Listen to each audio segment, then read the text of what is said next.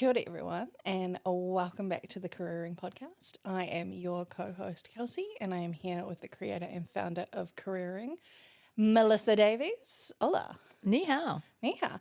And our wonderful producer Caleb. Bonsoir. Oh. It depends when you're listening to this. Yeah. It's could be evening when bonjour. but it is evening when we're recording. Yeah. So appropriate use. Bonsoir to you guys. Wow, and welcome to our French lesson. Sorry. Don't get your hopes up. Yeah, that's about as much as I know. Poisson? Oui. Je m'appelle Caleb en français. I'm Caleb in French. Yes. Oui, oui. Sauvignon Blanc. Oui, oui. Cabernet. Champagne. Bordeaux. Champagne. Champagne. Champagne. Oh, isn't that Italian? No. Do they pronounce champagne in French? Champagne. Oui. That is my motorwaker education for you. At least you even know what it is. Now we've started with Kelsey's vibe of the week being a fucking dumbass. What's going on? What's your vibe of the week, Caleb? What's kind of catching your attention? I'm feeling grateful. I'm living my life. Ready to see what happens. Why are you laughing? Because it's just... It's just bringing the in your beautifulness of youth that the world hasn't beaten you down yet. Yeah. You're not tired all the time and the bone's not randomly hurting for no reason because you slept weird. I feel like this is quite a different intro to our usual, the weather and my body hurts and I'm tired. Yeah. Caleb's just starting off with, I'm grateful because I'm sparkly and I'm 19. Get fucked. I mean, I've got Botox. I understand what people are saying on TikTok. But he doesn't. Caleb, what is Sigma? Good question. Someone let me know. I honestly wouldn't know either. So it's fine. It's fine. How are you feeling, Melissa?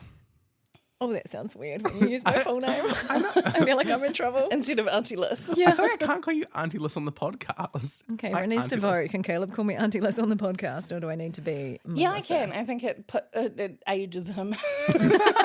And I prefer that. Puts him in his place. It makes me feel better about myself, so I vote yes. That's the main thing. So how are you feeling? Cold, What is going on? cold. Fucking winter.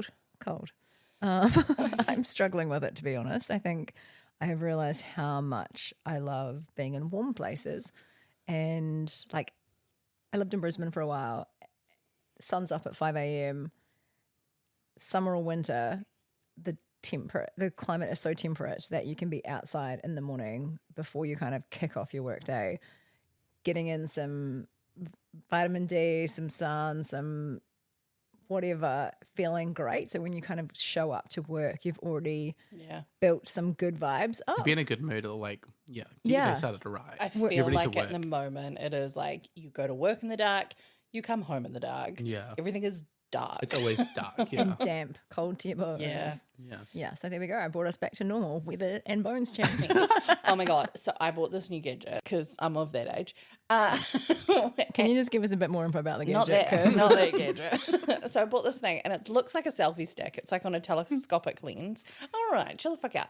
And it's got a little squeegee, like you know how you squeegee your shower? It's got a little one of those on the end of it. And so I put my passenger side window down in my car and then I can like scrape my wing mirror in the morning when it's all foggy and dewy. Very smart. Actually, that's really useful. Yeah. So it's like a little mini squeegee for my car that I just keep in my car and it's fucking great.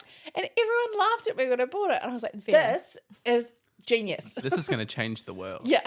I need But to invest in also this. amusing. Yeah. I'm also like, and it just brings me a little bit of joy every day because I'm just like, and like pull it all apart. And it's like, it's about as wide as my car. Like it's super fucking long. Does it have, can you get different attachments for then like little pincers? So if you've got a bag of lollies on the passenger seat and you brake and they go flying and all over the floor, you could use it Now, to like that go would be gadget genius. hands. Or like a little tiny vacuum on the end of it so you can yes. just get all the dust on the dashboard. Yeah. That would be great. I have been sitting in traffic scraping the dust off the dashboard. Look, it's a hard life sometimes. Yeah, I was say whatever makes you happy. Yeah, I mean, it's No not making judgment. me happy, but it's keeping me amused while I'm in traffic. Hey, that's my life at the moment. Woo! That and an air fryer. I'm really living. You're sliving. Yeah, I'm sliving. God. I felt gross saying it. Yeah, me too. That was weird. Yeah, no. Back to my normal age. Yep. So what are we talking about today? So, I'm thinking what we can talk about this episode is the current job market. Ugh. Well, you're probably the best one to talk about that Am I? because you're Yes. competing for a job, right? Yes. I think it's honestly, we're currently in like such a tough spot for job searches at the moment. It is so hard to find a job, or well, you can find jobs, but the amount that you apply for versus interview versus what you get is varies so much. You could apply for like 100 and say yes to 3, and the rest you just won't hear anything from, Yeah. which is really hard.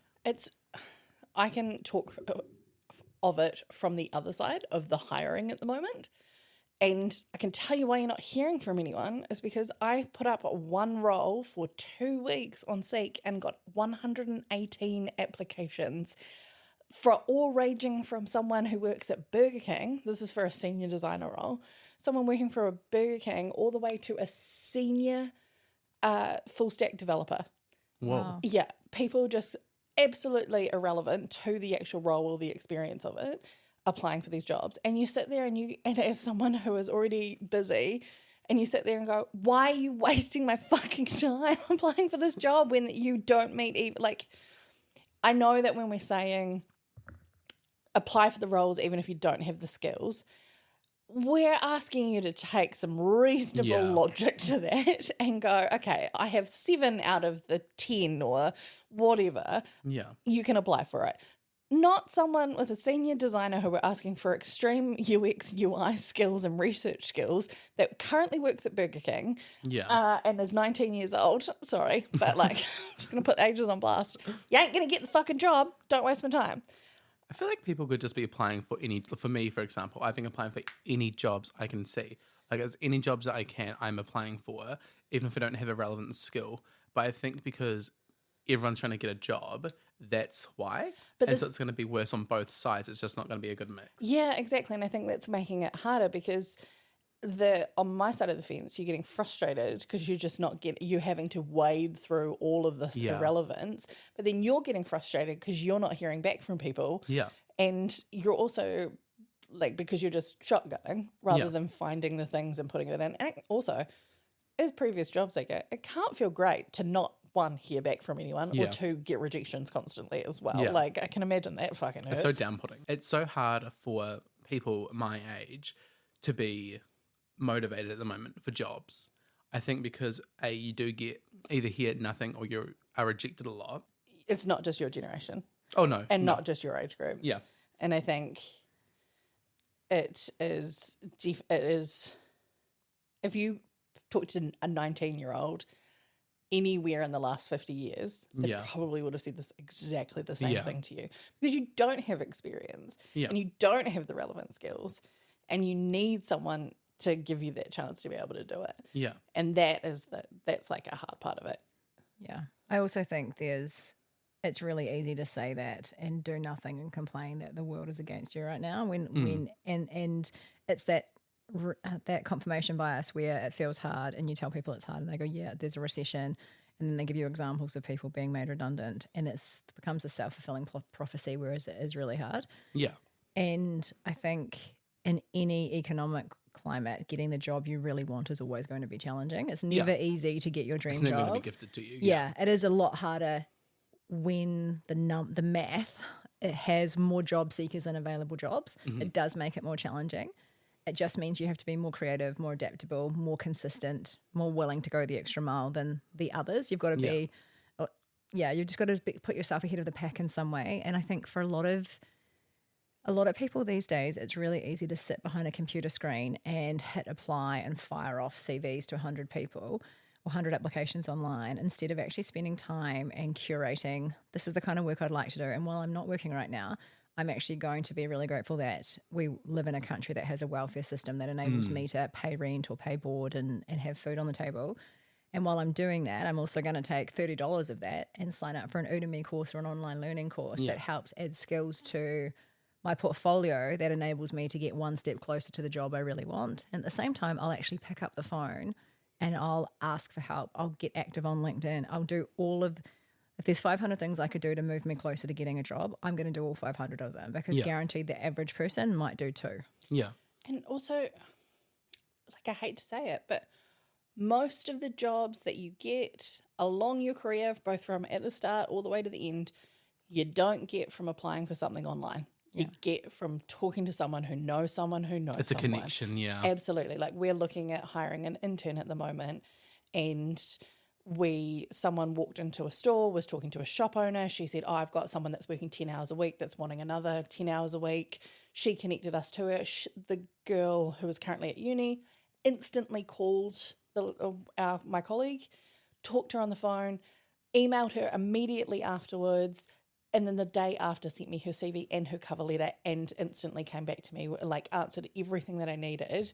And the fact that she just picked up the phone and was able to just be a normal human being and have a conversation, I was like, this is what we need. Yeah. Like, it might not be, she just took the opportunity that was presented to her because she was out there talking to other people. Yeah. And took the initiative, took some responsibility, rather than, well, I've sent off my CV, I'll hear back someday. Yeah.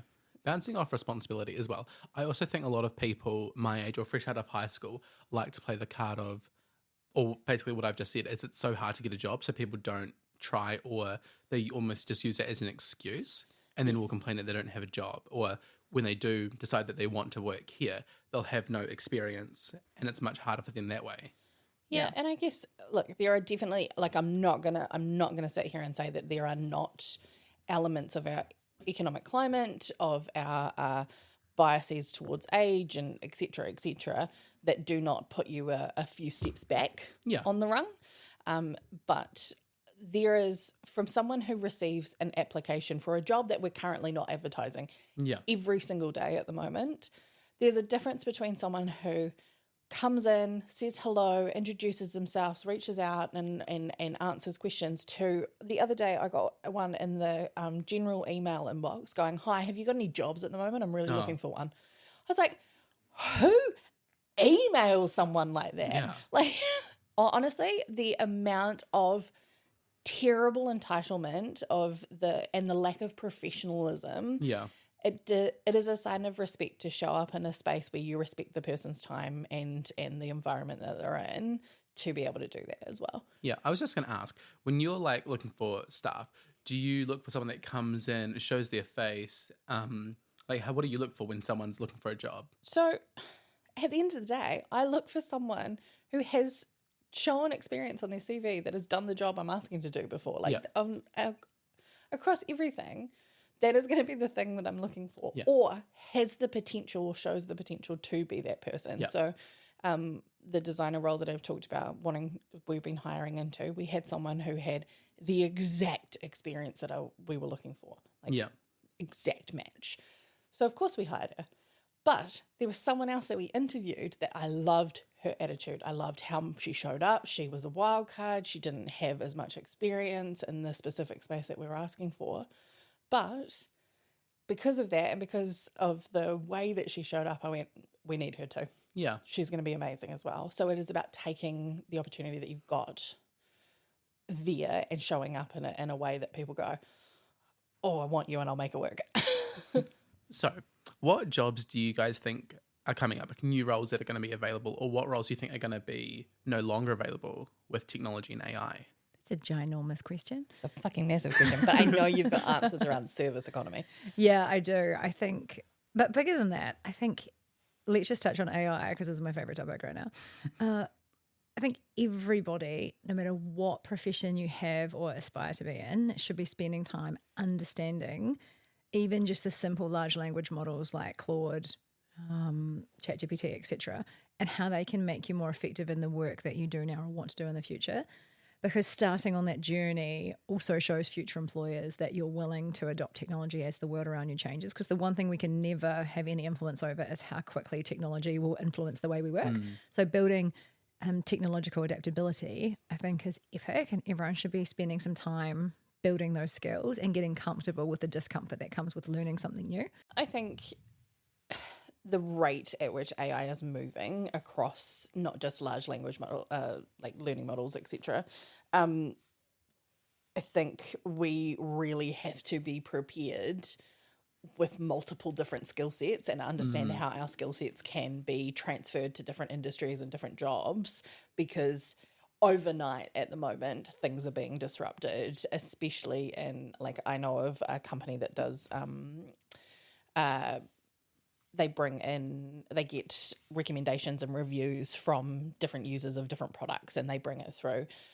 There are now products that are being created to completely disestablish their service that is all learning modeled, and they're suddenly going, we can't compete on price. You literally cannot compete, because most of these businesses, it is a service business, so therefore their highest cost is their people in that space. And so I think to future-proof ourselves, especially with how quickly this is moving, we really have to understand our transferable human skills and the things that we can do that AI won't be able to, because we have a soul, for a lack of a better term.